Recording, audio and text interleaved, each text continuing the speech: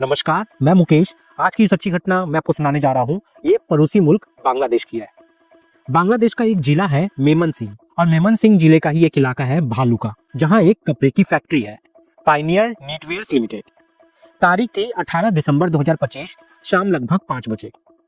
Factory में एक supervisor होता है, नाम दीपू चंद्र दास, उम्र लगभग 27 साल। लोग उसे अजीब नजरों से देख रहे थे और घूर रहे थे।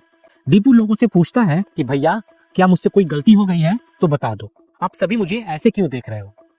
तभी एक आदमी आता है और उसे गाली देते हुए बदतमीजी करने लगता है।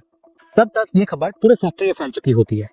अब जो कर्मचारी थे वो अधिकारी प्रबंधन से सवाल करते हैं कि आप इस व्यक्ति को फैक्ट्री में कैसे रख सकते हैं, जबकि ये हमारे धर्म पर अभद्र टिप्पणी कर रहा है और सोशल मीडिया पर अनाप शनाप लिख रहा है।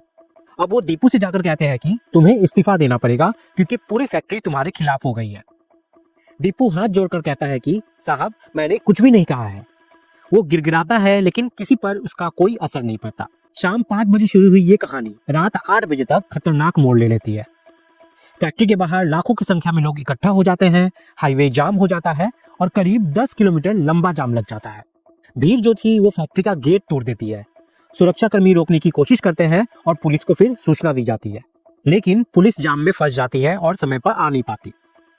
दीपू केबिन में बैठा हुआ अपनी जिंदगी की दुहाई मांगता रहता है और रहम की भीख मांगता है, लेकिन उसकी आवाज किसी तक नहीं पहुंचती। भीड़ उसे खींचकर बाहर ले जाती है।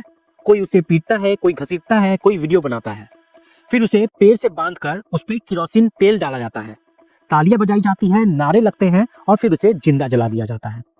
अब ये वीडियो दुनिया भर में वायरल हो जाता है और बांग्लादेश की क्रूर तस्वीर सामने आती है।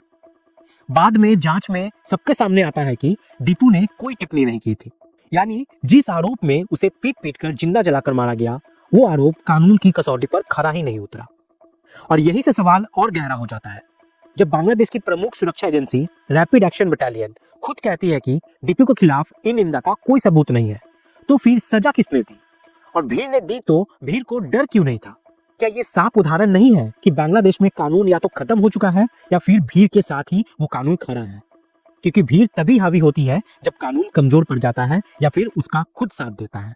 और यहीं से ये सवाल और बेचैन करता है कि क्या बांग्लादेश में हिंदू सुरक्षित है? और ये जो सवाल है ये भावनाओं से नहीं, घटनाओं से पैदा हुआ है। दीपू चंद्र दास की हत्या में किसी ने ये नहीं पूछा कि वो दलित था, ब्राह्मण था, क्षत्रिय था या वैश्य, क्योंकि कट्टरपंथी ताकतों को इससे कोई फर्क नहीं पड़ता।